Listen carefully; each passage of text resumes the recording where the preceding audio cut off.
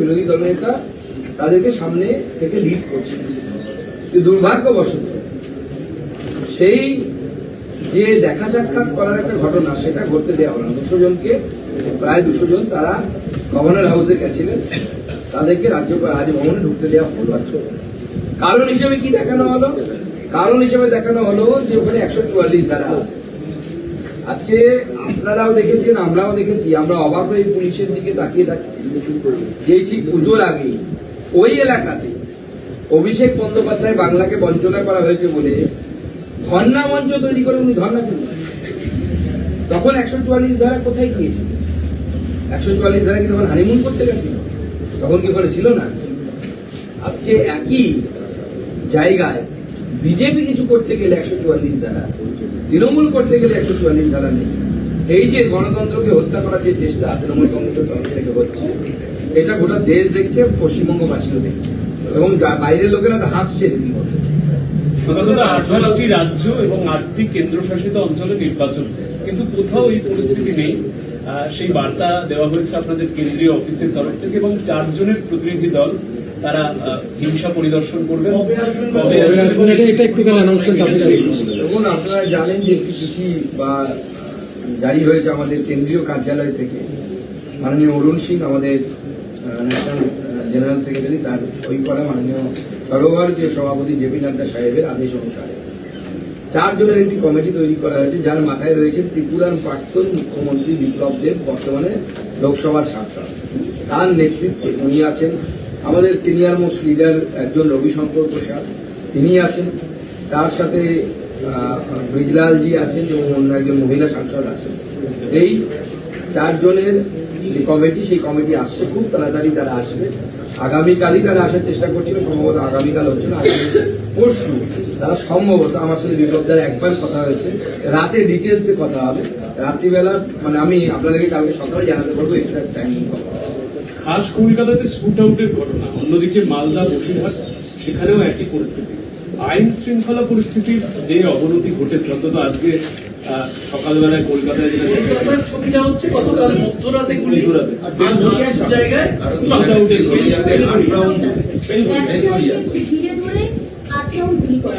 দেখুন, এই ব্যবসায়ীকে ধরে গুলি করা হোক বা বিগত কয়েকদিনে কলকাতা সংলগ্ন যে বৃহত্তর কলকাতা যাকে বলা হয়, তার সোনার দোকানে ডাকাতি হোক, এই ধরনের ঘটনা বারবার প্রমাণ করছে রাজ্যে ল অ্যান্ড অর্ডার নেই। এবং এই যে ঘটনাগুলো, এটা হচ্ছে এক্সটর্শন র্যাকেটের। যে 8 জন মিলে ঘিরে ধরে ব্যবসায়ীকে যে গুলি করা হয়েছে, আমার মনে হচ্ছে সেই 90-এর দশকে মুম্বাইয়ে যেমন একটা এই দাউদ ইব্রাহিম এবং অন্যান্য গ্যাংয়েদের দৌড়াতে একটা এক্সটর্শন র্যাকেট ছিল, অর্থাৎ তোলাবাজির র্যাকেট ছিল, যে আপনি টাকা না দিলে আপনার উপর আক্রমণ হবে, আপনাকে মেরে ফেলা হবে, আপনার প্রাণহানি হতে পারে। ভয় দেখিয়ে বিজনেসম্যানদের কাছ থেকে পয়সা তোলা হবে, সেইটাই কলকাতাতে এখন চলছে বা শুরু হয়ে গেছে। এবং অদ্ভুতভাবে আমাদের রাজ্য সরকার নির্বিকার হয়ে দেখছে।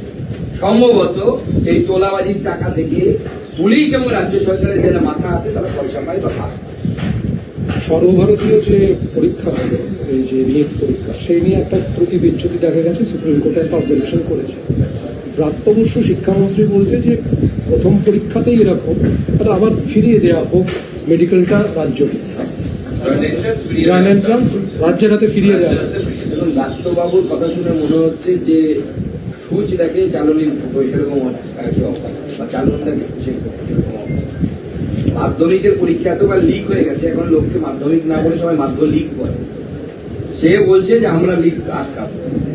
তাদের আমলে কি হতো তো সেটা দেখা গেছে। আলামিন মিশনের ছাত্র দিয়ে মেডিকেল কলেজ ভরে গেছে, আলাদা হোস্টেল তৈরি হয়ে গেছে বিশেষ ধর্মীয় সম্প্রদায়ের ছাত্রদের জন্য। এগুলো তো হয়েছে, আলামিন মিশনে জোর করে ঢোকানো হতো ছাত্রছাত্রীদেরকে। একটা কোচিং সেন্টারে এখনো যদি তদন্ত হয়, সব জেলে ঢুকে যাবে। প্রচুর এরকম স্টুডেন্ট ঢুকেছে যাদের যোগ্যতা নেই। এখানে কোনো দুর্নীতির কোন রকম কোনো ঘটনা ঘটেনি। সুপ্রিম কোর্টও সেটা পরিষ্কার বলে দিয়েছে। সুপ্রিম কোর্টের অবজারভেশনে যে বিষয়টি এসছে, 1563 14 লাখ পরীক্ষার্থীর মধ্যে 1563 ছাত্রছাত্রীর সমস্যা। তারা 6টি স্কুলে ছিলেন, তাদের যে সেট কোশ্চেন খোলার কথা অন্য সেট কোশ্চেন খুলে ফেলেছে, সেটা তো সেই স্কুলের টিচারদের ভুল। তো 4 জন্য 1563 জনকে গ্রেস মার্ক দেওয়া হয়েছে। সেটাও সুপ্রিম কোর্টের রায় অনুসারে দেওয়া হয়েছিল। এখন সুপ্রিম কোর্ট বলছে দেওয়ার দরকার নেই, তাদেরকে দুটো অপশন দেওয়া হচ্ছে, হয় তারা আরেকবার পরীক্ষা দেবে 23 তারিখে, অথবা পুরোনো নাম্বার যেটা আছে উইদাউট গ্রেস মার্কস সেটাকে মেনে নেবে। ওদের সমস্যার সমাধান হয়ে গেছে। কোশ্চেন লিকের এখনো পর্যন্ত কোনো প্রমাণ আমাদের বিরোধী রাজনৈতিক দল, এমনকি বেশ কিছু কোচিং ক্যাম্প যারা কিন্তু এই রিপিটিশন করেছে, এটাও একটু ভাবার বিষয়। আমি সমাজের যারা শিক্ষাবিদ আছেন, যারা বিশিষ্ট জন আছেন, তাদেরকেও ভাবতে বলবো যে এই কোচিং সেন্টারগুলোর ইন্টারেস্ট কেন, এটাও মনে হয় আমাদের একবার আলোচনার মধ্যে বিষয়বস্তুতে আসা উচিত, বিশেষ করে যারা একাডেমিশিয়ান আছেন তাদের কাছে আমি অনুরোধ করবো। কিন্তু রাজ্যের হাতে ফিরিয়ে দিলে কি সমস্যার সমাধান হবে? যারা মাধ্যমিক চালাতে পারছে, মাধ্যমিকে কোশ্চেন লিক হচ্ছে। এবার আমি টুইট করেছিলাম যে সময় এই ইংরেজি পরীক্ষা শুরু হওয়ার আধা ঘন্টার মধ্যে কোশ্চেন ঘুরে বেড়াচ্ছিল মার্কেটে। এখন তো আর নিট এত গুরুত্বপূর্ণ পরীক্ষা, সেই পরীক্ষা যদি বাত্যবাবুকে দেওয়া হয় তো বাত্যবাবুর থেকে বেশি টাকার স্তূপ বাত্যবাবুর পেটে পাওয়া যাবে। সুকান্তদা, রাজ্যপালকে ফের কড়া আক্রমণ করলেন শিক্ষামন্ত্রী। শিক্ষা ব্যবস্থাকে বৈদিকীকরণের চেষ্টা করা হচ্ছে, উচ্চশিক্ষায় এই ধরনের বিপর্যয় চলছে। সেই বিপর্যয়ের নাম আনন্দ বোস, তার চলে যাওয়ার সময় এগিয়ে এসেছে। বিপর্যয় আনন্দ। দেখুন, বাত্যবাবু সিপিএম থেকে অর্থাৎ বামপন্থী থেকে তৃণমূল কংগ্রেস হয়েছে, এবং এইটা প্রমাণ দেওয়ার জন্য যে আমার পূর্বপুরুষ একসময় বাদর ছিল, যেরকম আমরা চলতি কথায় বলি আর কি, তো ওনাকেও তো প্রমাণ দিতে হয়। সেজন্য উনি কতগুলো শব্দ মুখস্থ করেছেন বামপন্থীদের কাছে বা বামপন্থী আমল, ব্রাহ্মণিক্যাল পেট্রিয়ার্কি, বৈদিকীকরণ, সেগুলো বারবার উনি রিপিট করেন, নিজেকে প্রমাণ করার চেষ্টা করেন। নাহলে ওই বুদ্ধিজীবী মহলে ওনার নাটক জগতে ওনাকে একটু ছোট জাতের মনে করা হবে, সেই জন্য এই ধরনের অনেক কথা বলেন। আনন্দ বোস এখনো পর্যন্ত মাননীয় গভর্নর আমাদের যা যা কাজ করেছে, কোন কাজকে ব্রাত্যবাবুরা হাইকোর্টে গিয়ে বা সুপ্রিম কোর্টে কোথাও গিয়ে ভুল প্রতিপন্ন করতে পারে। তো আমাদের মহামান্য রাজ্যপাল যদি সঠিক পদক্ষেপ পালন করে থাকেন, তাহলে ওনার কিছু বলার নেই। উনি ফালতু হাওয়া গরম করার জন্য করছেন। উনি যদি চায় নিজের বংশবদ্ধদেরকে উনি উপাচার্য বানাবেন, এই সরকার তো উপাচার্যদের স্ট্যাটাস কমিয়ে দিল। আমি অবাক হয়ে দেখেছি, এমন এমন লোককে উপাচার্য করা হয়েছে যাদের উপাচার্য হওয়ার যোগ্যতা নেই, যারা যে বিশ্ববিদ্যালয়ে চান্স পায়নি, পরবর্তী সময় টিচার হিসেবে চান্স পায়নি, পরবর্তী সময় তাদেরকে সেই বিশ্ববিদ্যালয়ের উপাচার্য করা হয়েছে। আমি উদাহরণ দিচ্ছি, সুবীরেশ বাবু উত্তরবঙ্গ বিশ্ববিদ্যালয়ের উপাচার্য ছিলেন। উনি গৌরবঙ্গে কয়েকবার অ্যাপ্লাই করে চান্স পাননি। একাডেমিক্স ভালো না, আমি পরিষ্কার বলছি, একাডেমিক্স ভালো না, কোনোভাবে চান্স পাওয়ার কথা না। বিভিন্ন অফিসার পদে আবেদন করে চান্স পান। পরে উনি উত্তরবঙ্গের ভিসি হয়ে তার পদাধিকার বলে গৌরবঙ্গের কে ভিসি হবে, তার যে কমিটি, তার কমিটির মেম্বার হয়ে যায়। অর্থাৎ আমি যে চাকরি পেলাম না, আমি ক্লার্কশিপের পরীক্ষা দিয়ে পেলাম না, পরে WBCS কে পাবে না, তার জন্য আমাকে নিয়োগ করে দেওয়া হলো। এই বাত্যবাবুদের আমাদের এইগুলো হয়েছে। শিক্ষাটাকে তো মোটামুটি জলাঞ্জলি দিয়ে দিয়েছে, অন্তর্জলি যাত্রা চলছে এখন শিক্ষা। আজকে হারোয়াতে একটি ছবি দেখা গেল, পোস্টপোন ভায়োলেন্স তো সর্বোচ্চ চলছে। বিজেপি কর্মীকে মোটরবাইক থেকে নামিয়ে মারধর করে তাকে টেনে হিঁচড়ে দড়ি বেঁধে টানতে টানতে নদীতে নিয়ে গিয়ে ফেলে দেওয়া হলো। এই ধরনের দেখুন, মমতা বন্দ্যোপাধ্যায়ের অনুপ্রেরণায় এখন এই ধরনের ছবি পশ্চিমবঙ্গের বিভিন্ন জায়গায় অহরহ পাওয়া যাচ্ছে। উত্তরবঙ্গের কোচবিহার থেকে শুরু করে আমাদের দক্ষিণবঙ্গের জয়নগর থেকে শুরু করে হারোয়া থেকে শুরু করে বসিরহাটের ভয়ঙ্কর অবস্থা। আমার নিজের গাড়ি আক্রমণের মুখে পড়েছিল। কেন্দ্রীয় বাহিনীকে চুপ করে দাঁড় করিয়ে রাখা হচ্ছে, কেন্দ্রীয় বাহিনীকে দিয়ে কোনো কাজ করানো হচ্ছে না, লাঠিচার্জ পর্যন্ত করানো হচ্ছে না, এবং এমন একটা পরিবেশ তৈরি করা হচ্ছে যেন 26-এ যেন তৃণমূল ওয়াক ওভার দিয়ে। তৃণমূল যদি ভেবে থাকে যে এইভাবে তৈরি করে সন্ত্রাসের বাতাবরণ তৈরি করে অত্যাচার করে বিজেপিকে চুপ করিয়ে দেবে, বিজেপির কর্মীদেরকে বাধ্য করবে বিজেপি ছাড়ার জন্য বা বিজেপি না করার জন্য, তাহলে আমি পরিষ্কার বলে দিচ্ছি, মুখ্যমন্ত্রী মূর্খের স্বর্গে বাস করছে। 26-এর আগে বিজেপি আরো বেশি শক্তিশালী হয়ে 26-এ তৃণমূল কংগ্রেসকে আমরা পরাজিত করব। সুকান্তদা, রাজ্যের আমলারা বিজেপি নেতাদের সঙ্গে যোগাযোগ রাখছে। এক্সে বিস্ফোরক বিজেপি আইটি সেলের প্রধান অমিত মালভিয়া আমলারা নিয়মিত মমতার পদক্ষেপের বিষয়ে আমাদের জানাচ্ছে। নবান্নে যে ক্লোজ ডোর বৈঠক হয়েছিল, সেখানে মোবাইল নিষিদ্ধ ছিল, সেই বিষয়টি উল্লেখ করেও কটাক্ষ করলেন অমিত মালভিয়া। আপনাদের সঙ্গে কি সত্যি যোগাযোগ রাখেন আমলারা? উনি যে বক্তব্য রেখেছেন। দেখুন, আমলারা যোগাযোগ রাখতেই পারেন, অসুবিধা কি আছে? বিরোধী দলের সাথে আমাদের কেন যোগাযোগ থাকবে? থাকতেই পারে, না থাকার কি আছে? খেজুরিতে প্রকল্প হুঁশিয়ারি কুণাল ঘোষের, বিজেপি নেতাকর্মীদের হুঁশিয়ারি দিলেন কুণাল ঘোষ। বিজেপির হামলাকারীদের তালিকা তৈরির নির্দেশ তিনি দিয়েছেন, পাশাপাশি তৃণমূলের উপর হামলা হলে অ্যাকশন হবে, সরকারি প্রকল্পের সুযোগ সুবিধা বন্ধ করে দেওয়া হবে, এমন হুঙ্কারও কুণাল ঘোষ দিলেন। এর সঙ্গে একটা লাইন সংযোজন, যে খেজুরির অশান্তি যদি বন্ধ না হয় তাহলে বাইরে বিজেপিকে দিয়ে বাঁচাবে আমরা দেখে নেব। দেখুন, আমরা চাই যে কোথাও অশান্তি না হোক, খেজুরি হোক বা দক্ষিণ 24 পরগনা হোক বা উত্তর 24 পরগনার হারোয়া হোক, যে কোনো জায়গা হোক। তৃণমূল কংগ্রেসের কাছে আমার অনুরোধ যে আপনারা 29টা সিট পেয়েছেন, ভালো কথা। কিভাবে পেয়েছেন না পেয়েছেন আমি ওতে যাচ্ছি না, সময় এলে পরে তখন আমরা দেখে নেব, আমরাও সিট পাইয়ে দেখিয়ে দেব, তখন কথা হবে। কিন্তু তার আগে এই যে বাতাবরণ, 28টি রাজ্যে ভোট হল, কোথাও কোনো হুমকি নেই, চমকানো নেই, কারো বাড়িতে একটা ইট পড়েনি, পশ্চিমবঙ্গে একমাত্র এক্সেপশন। এটা কেন হয়? আমার প্রশ্ন হচ্ছে, মমতা বন্দ্যোপাধ্যায় তো কথায় কথায় এগিয়ে বাংলা বলেন, এটা কি এগিয়ে বাংলা নিদর্শন? রাজনৈতিক হিংসা কি কোনোভাবে কাম্য? এবং আমি অদ্ভুত এবং অবাক হয়ে যাই যখন বুদ্ধিজীবীরা মাঝে মাঝে বেরিয়ে এসে ভোটের আগে বলেন BJP, no vote to BJP. তারা এই ধরনের হিংসাকে কিভাবে সমর্থন করে?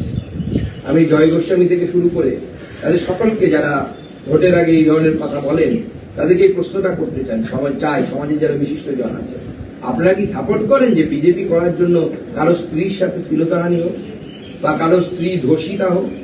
তাহলে তো আপনাদের সাথে যারা আইএসআইএস মানসিকতার লোক বা আইএসআইএস কে যারা সমর্থন করেন, তাহলে আপনাদের সাথে তাদের কোনো পার্থক্য নেই, বিন্দু মাত্র পার্থক্য।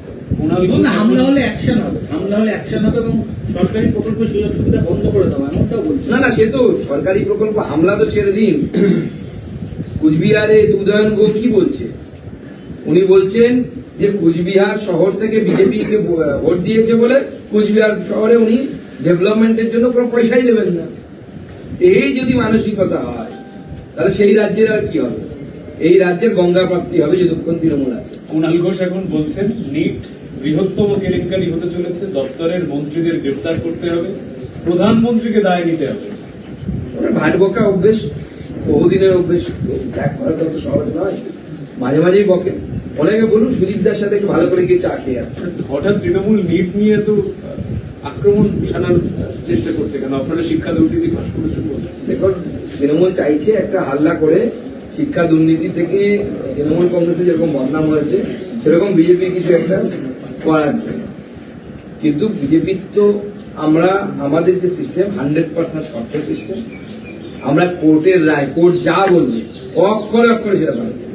আমরা পরিষ্কার বলে দিয়েছি, আমাদের মাননীয় মন্ত্রী ধর্মেন্দ্র প্রধান সাহেবও পরিষ্কার বলে দিয়েছেন, কোর্ট যেভাবে ডাইরেকশন দেবে আমাদের সরকার সেইভাবে টোটাকে ফলো করবে। এবং মনে করবেন যে এই নিটের সমস্ত বিষয়টি কিন্তু 1563 জন ছাত্রছাত্রীকে, 24 লক্ষ পরীক্ষার্থী, কত পার্সেন্টেজ হয় আপনারা বুঝতে পারছেন। অর্জুন সিং আজকে নৈহাটি থেকে ছিলেন পোস্টপোল ভায়োলেন্সে যারা আক্রান্ত তাদেরকে দেখতে। সেখানে গিয়ে তিনি কমিশন এবং পর্যবেক্ষক, কেন্দ্রীয় পর্যবেক্ষক যারা কমিশনে, তাদের বিরুদ্ধে তিনি বলেন যে কেন্দ্রীয় বাহিনী সম্পূর্ণ ব্যর্থ, পক্ষপাতদুষ্ট, অবজারভাররা ব্যর্থ হয়েছেন, তাদের ঘরের মধ্যে বসিয়ে মদ খাওয়ানো হয়েছে। কেন্দ্রের কমিশন, কেন্দ্রের পর্যবেক্ষক, কেন্দ্রের বাহিনী তারাই নিরপেক্ষ নয়, এমনটাই অভিযোগ করছেন আপনাদের প্রার্থী। দেখুন, বহু জায়গা থেকে এবার আমাদের কেন্দ্রীয় বাহিনীর অ্যাক্টিভিটি নিয়ে অভিযোগ এসেছে, কিন্তু সমস্যা হচ্ছে আমাদের নির্বাচন কমিশনের নিয়ম যা আছে সেই নিয়মগুলোই এমন যে যদি কোনো অফিসার নিরপেক্ষ না হয়, অফিসার বলতে আরো আমাদের অ্যাডমিনিস্ট্রেটিভ কাজের জন্য, প্রশাসনিক কাজের জন্য আর সুরক্ষা সংক্রান্তের জন্য এসপি, আপনি কেন্দ্রীয় বাহিনী দিয়েও কিছু করতে পারবেন, অবজারভার দিয়েও করতে পারবেন। আমি তার নিজে তার উদাহরণ, আমি জেতার পর আমার 10টা মেশিন রিকাউন্টিং করানো হয়েছে। অবজারভাররা বলেছেন why are you doing this, আপনি কেন করছেন? আপনি প্রতি রাউন্ডে ডিএম নিজে সই করেছে রেজাল্টে এবং বলেছেন দেয়ার ইজ নো ডিসক্রিপেন্সি, সব ক্লিয়ার আছে। বলছি তোমার সই করার উপরে আমরা সই করে সার্টিফাই করেছি যে প্রতি রাউন্ডে গণনা ঠিক হয়েছে, এখন তুমি বলছো গণনা ঠিক হয়নি, 10টা পেশেন্ট আমার কোনো, but it is our prerogative. নির্বাচন কমিশনের যে হ্যান্ডবুক আছে তাতে লেখা আছে যে আরো যা বলবে সেটাই সেক্ষেত্রে গণ্য হবে, আরো জোর করে করা যাবে। তো যতক্ষণ না পর্যন্ত দেখুন, ঠিক আমরা বিজ্ঞানে পড়েছিলাম না, ছোটবেলায় রচনা নিতাম আমরা বাংলা মিডিয়ামে যারা পড়েছি, যে পারমাণবিক শক্তি আশীর্বাদ না অভিশাপ, তো সেরকম একজন হামলাও হচ্ছে, আশীর্বাদও হতে পারে, অভিশাপও হতে পারে, যে কোনো শক্তি। দুবরাজপুরে বিজয়ী সম্বর্ধনা সভা ছিল, সেখান থেকে বীরভূমের তৃণমূলের সাংসদ শতাব্দী রায় তিনি শিব ঠাকুর মন্ডলকে এক হাত নিলেন। শিব ঠাকুর মন্ডল এনার বিরুদ্ধে এক সময় লঘু তাড়া দিয়েছিল পুলিশ, যাতে সিবিআই অ্যারেস্ট করতে না পারে। শতাব্দীর অভিযোগ, বালিজুড়ি পঞ্চায়েতের নেতাদের আগেই বলেছিলাম, কিন্তু শিব ঠাকুর বলেছিল রেজাল্টের পর কথা হবে, দেখবেন আমি কি রেজাল্ট। ওখানে আমরা হেরেছি, রেজাল্ট দেখে প্রমাণ পাওয়া যাচ্ছে যে ও তলায় তলায় কাদের সাথে বিজেপির সঙ্গে হাত মিলিয়ে কাজ করছে। তৃণমূল নেতৃত্ব জেতার পরও দেখা যাচ্ছে বিভিন্ন জায়গায় বিজেপির সঙ্গে যোগসাজশ ছিল, এরকম অভিযোগ তুলছেন কখনো শতাব্দী রায়, কখনো অরূপ চক্রবর্তী। এই তলায় তলায় আপনাদের সাথে সেটিং রয়েছে বলছে তৃণমূল প্রার্থীরা, কিভাবে দেখছেন? দেখুন, তৃণমূল কংগ্রেস এবার হয়তো 29টি সিট জিতে গেছে কোনোভাবে, কিন্তু আমি আপনাদেরকে বলছি তৃণমূলের বাস্তবিক মাটিতে সেই অবস্থা নেই। আইপ্যাকের যে রোল, সেই রোল পুলিশ প্রশাসনকে দিয়ে অনেক কাজ করানোর পরে তৃণমূল এই ফল পেয়েছে। কিন্তু সময় যেতে দিন, তৃণমূল কংগ্রেসের ভেতরে নিজেদের ভেতরে এতটা ফাটল এবং সেই ফাটল এত চওড়া যে আগামী দিনে তৃণমূল কংগ্রেস দল কতটা কি যেতে পারবে বা কত দূর যেতে পারবে আমার যথেষ্ট সন্দেহ আছে। অলরেডি তো পিসি ভাইপোর মধ্যে দূরত্ব তৈরি হয়ে গেছে। শতাব্দী রায় এই ক্ষেত্রেই বলছেন যে যারা দলে থেকে দলের বিরোধিতা করেছেন তাদেরকে বের করে দেবে। গতকাল অরূপ চক্রবর্তী একই ভাষায় কথা বলেছেন। তাহলে তো ঠক বাজতে গা উজাড় হয়ে যাবে। তৃণমূল কংগ্রেসে কি হয়, একটা লবির প্রার্থী হলে অন্য লবি তো যোগাযোগ রাখে। 19 হয়তো অরূপ বাবুর সাথে যোগাযোগ ছিল, এখন অন্য কারোর সাথে যোগাযোগ আছে। বন্ধুরা, গত রাতে কলকাতায় গুলি, আজকে বেলগুড়িয়া 4 রাউন্ড গুলি। রাজ্যসভার প্রাক্তন সাংসদ কেডি সিং সহ 7 জনের বিরুদ্ধে মামলা রুজু করল সিবিআই। উত্তরপ্রদেশের সাধারণ বিনিয়োগকারীদের কাছ থেকে টাকা নিয়ে কম সময়ে দ্বিগুণ করে দেওয়ার লোভ দেখিয়ে কোটি কোটি টাকা আত্মসাৎ ও তছরূপ করার অভিযোগ। দুখানি সংস্থা তার দুটিরই মালিক কেডি সিং। কেডি সিং তো তৃণমূলের প্রাক্তন রাজ্যসভার সাংসদ, তো তাকে তৃণমূল টিকিট দিয়েছিল। এরকম প্রচুর মানুষকে তৃণমূল কংগ্রেস টিকিট দেয়। আমরা বাংলায় শুনেছি রতনের রতন ছিল, বাকি লাইনটা আপনারা জানেন। শুধু আবাস প্লাসের টাকা দেওয়ার কাজ শুরু হবে ডিসেম্বর মাস থেকে, আগেই মমতা বন্দ্যোপাধ্যায় জানিয়েছিলেন, কিন্তু নতুন করে আবার সমীক্ষা হচ্ছে। অথচ তো কেন্দ্রের কাছে একটা লিস্ট পাঠিয়ে দেওয়া হয়েছিল 11,36,000 আবেদনকারী, আবার নতুন করে সমীক্ষা করছে। এখন তৃণমূল কংগ্রেস নতুন করে নিজের ক্যাডারদেরকে বাড়ি পাইয়ে দেওয়ার জন্য এগুলো ড্রামা করছে, নাটক করছে। তৃণমূল কংগ্রেস কোথা থেকে টাকা দেবে জানি না, আমার যতদূর ধারণা কেন্দ্র টাকা দিলে সেই টাকাটাই নিজেদের টাকা বলে চালানোর চেষ্টা করে। নবনির্বাচিত যে 2 বিধায়ক রয়েছেন তাদের শপথের বিষয়ে পরিষদীয় দপ্তর বরাবর চিঠি দেয়, কিন্তু এবার পরিষদীয় দপ্তর চিঠি না দিয়ে বিধানসভা দিচ্ছে। অনেকে বলছেন যে রাজভবনকে এড়িয়ে যাচ্ছে না। দেখুন, সংবিধানকে মানার কোনো দায়বদ্ধতা তো তৃণমূল কংগ্রেসের নেই। সংবিধানকে এরা মানেও না। এরা নিজেদেরকে একটা আলাদা এন্টিটি মনে করে, ভারতবর্ষের বাইরের এন্টিটি মনে করে। তো পশ্চিমবঙ্গবাসীকে আগামী দিনে সিদ্ধান্ত নিতে হবে। আমার মনে হয় 26-এ পশ্চিমবঙ্গবাসী সিদ্ধান্ত নেবে। 4 কেন্দ্রে বামেরা এবং তৃণমূল কংগ্রেস যেহেতু প্রার্থী ঘোষণা করে দিয়েছে, আপনি বাইরে ছিলেন, আপনি আজকে কলকাতায় এলেন, আপনারা এই 10ই জুলাইয়ের ভোট নিয়ে আপনারা কতটা তৎপর? খুব তাড়াতাড়ি আমরাও প্রার্থী ঘোষণা করে দেব এবং আমরা আজকেও বসছি এবং আগামী দু এক দিনের মধ্যে আমাদের প্রার্থী ঘোষণা হবে। বলছি, রাজ্যপালের ভূমিকা এই ভোট পরবর্তী সন্ত্রাস নিয়ে, ওনার ভূমিকা নিয়ে কি আপনারা সন্তুষ্ট এই মুহূর্তে? দেখুন, উনি ওনার ভূমিকা পালন করছেন যতটা পালন করা সম্ভব, কিন্তু ভূমিকা তো হওয়া উচিত রাজ্যের মুখ্যমন্ত্রী। আর তো কোনো ভূমিকা আমরা দেখতে পাচ্ছি না। তিনি বাড়িতে বসে কি করছেন আমাদের জানা নেই। শুধু বিজিবিএসটা হচ্ছে না এটা জানতে পেরেছি, যা কিছু বিরিয়ানির পয়সা বেঁচে গেল রাজ্য সরকার। আজকে আপনাদের কোর কমিটির বৈঠক, সেখানে কোর কমিটি প্রত্যেক নেতাই থাকবে। শুভেন্দু অধিকারী তো কোচবিহার, শুভেন্দু ছাড়াই বৈঠক হবে আপনাদের? দেখুন, কোর কমিটির বৈঠক ডাকা হয়েছে।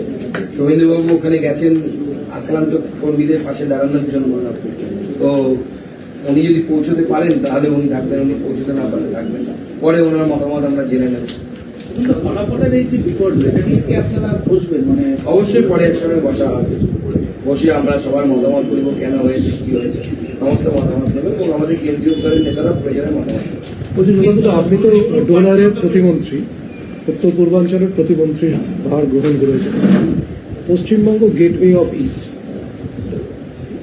বিজিবিএস বন্ধ হলো, ওভারঅল রাজ্যের মানে মন্ত্রী হিসেবে রাজ্যের এই যে কি অবস্থা, আর্থিক বলুন বা শিল্প, কি বলবেন? দেখুন, রাজ্যের আর্থিক অবস্থা অত্যন্ত খারাপ, শিল্প এখানে আসছে না, আসবে না, কিন্তু উত্তর পূর্বে কিন্তু লোকজন ইনভেস্ট করার জন্য এগিয়ে আসছে। প্রচুর মানুষ বিভিন্নভাবে যোগাযোগ করার চেষ্টা করছে যারা উত্তর পূর্বে ইনভেস্ট করতে চায়। এবার উত্তর পূর্বে ইনভেস্ট হলে কিছুটা লাভ হয়তো আমরা পাবো, কিন্তু সেটা হবে ইনডাইরেক্ট প্রফিট। ডাইরেক্ট প্রফিট এই মুহূর্তে পশ্চিমবঙ্গ পাচ্ছে না, কারণ পশ্চিমবঙ্গে শিল্প স্থাপনে কেউ কোনো শিল্পপতি আগ্রহী না। আপনারা জানেন গত বছর বিজিপিএস হয়েছিল, মৌ স্বাক্ষরিত হয়েছিল, এখনো পর্যন্ত কিন্তু তার কোনো প্রতিফলন আপনারা রাজ্য সরকারকে জিজ্ঞেস করুন না। এত মৌ করলেন, মৌ পাকলো কি পাকলো না, মহুয়া জমলো কি না মৌকে। সুন্দর, রাজ্যের একাধিক উন্নয়ন পর্ষদে দেখা যাচ্ছে চেয়ারম্যান বদল করা হচ্ছে। অনেকে বলছেন যে ফল খারাপ হয়েছে যে সমস্ত এলাকায়, সেখান থেকে চেয়ারম্যান গুলোকে বদল করা হচ্ছে। এসজেজি করা হয়েছে, আসানসোলে করা হয়েছে। এর সঙ্গে ফলের সম্পর্ক আছে নাকি না এমনি তৃণমূল কংগ্রেসের নিজেদের গোষ্ঠী? তৃণমূল কংগ্রেস মাঝে মাঝে পারমুটেশন কম্বিনেশন পরিবর্তন করে। তুই বেটা কিছুদিন খেলি, যায় এবার অন্য একজন খেতে সবাইকে খেতে দিতে হবে। তো পথ তো একটা, এসজে দিয়ে থেকে চুরি করতে হবে, কতদিন একজন চুরি করবে? তো আর একটা চোরকে বসাবে, চোরেদের রোটেশন হয় যে কে কতটা চুরি করবে এবং চুরি করার পার্সেন্টেজ উপরে কতটা পৌঁছচ্ছে তার উপর নির্ভর করে চোরের পথ কতক্ষণ স্থায়ী হয়। আপনাদের একটি শেষ প্রশ্ন আমার, সেটা হচ্ছে যে সোশ্যাল মিডিয়ায় এই কয়েকদিন যখন আপনি দিল্লিতে শপথ নিয়েছিলেন সেই সময় পর্যন্ত দেখা গেছিল যে আপনাদের দলের কর্মীরা তারা কার্যত প্রায় শিবির তৈরি করে তারা নেতৃত্বের সমালোচনা শুরু করেছিলেন নেতা ধরে ধরে। সেটা রাজ্য সভাপতি হিসেবে আপনি কর্মীদের কি বার্তা দেবেন এবং আপনি কিভাবে দেখছেন যে সোশ্যাল মিডিয়ায় এভাবে নেতৃত্বকে সমালোচনা করা? সোশ্যাল মিডিয়ায় এই ধরনের কর্মকাণ্ড থেকে বিরত থাকা উচিত।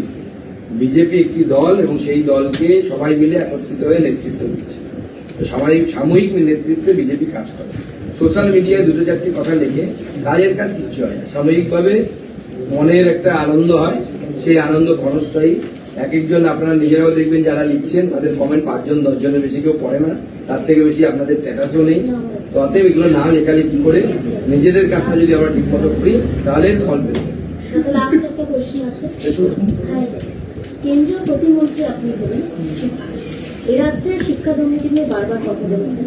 কেন্দ্রীয় প্রতিমন্ত্রী হওয়ার পর আপনি এ রাজ্যের শিক্ষা দুর্নীতি নিয়ে প্রথম কি স্টেপ নেবেন অথবা কি পরিকল্পনা রয়েছে? দেখুন, শিক্ষার এখানে তো দুর্নীতির শেষ নেই। এক তো রিক্রুটমেন্ট দুর্নীতি, তাতে কোর্টের আদেশে, মহামান্য আদালতের আদেশে নির্দেশে সেখানে তদন্ত চলছে, কেন্দ্রীয় সংস্থা তদন্ত করছে। আমি গতকালই আমার ডিপার্টমেন্টে আধিকারিকদেরকে নিয়ে বসেছিলাম এবং তাতে মিড ডে মিলের সাথে যারা যুক্ত তাদের সাথে কথা বলে তাদেরকে আমি বলেছি সিবিআই এর কাছে একটা চিঠি লিখতে, কারণ সিবিআই মিড ডে মিলের যে দুর্নীতি তা নিয়ে তদন্ত করছিল। সেই তদন্তের বর্তমান স্ট্যাটাস কি, সেই সিবিআই তদন্ত কতদূর এগোলো, কি হলো, তারা রেজিস্টার করেছে কেস, এই অবধি আমাদের কাছে ডকুমেন্টেশন আছে শিক্ষা দপ্তরে। পরবর্তী কি হয়েছে না হয়েছে, না হলে কেন হয়নি, কবে হবে, এই বিষয়ে আমি সমস্ত তথ্য নেওয়ার জন্য আমার আধিকারিকদেরকে বলেছি। এটা কি শুধু বেঙ্গলে নাকি অল ওভার ইন্ডিয়াতে? না, মিড ডে মিলের শুধুমাত্র সিবিআই তদন্তে অন্য কোথাও হচ্ছে না। অন্য রাজ্যগুলো এতটা চামারে পরিণত হয়নি যে বাচ্চাদের খাবার চুরি করে খাবে। এটা একমাত্র তৃণমূলের পক্ষেই সম্ভব। ধন্যবাদ, থ্যাংক ইউ।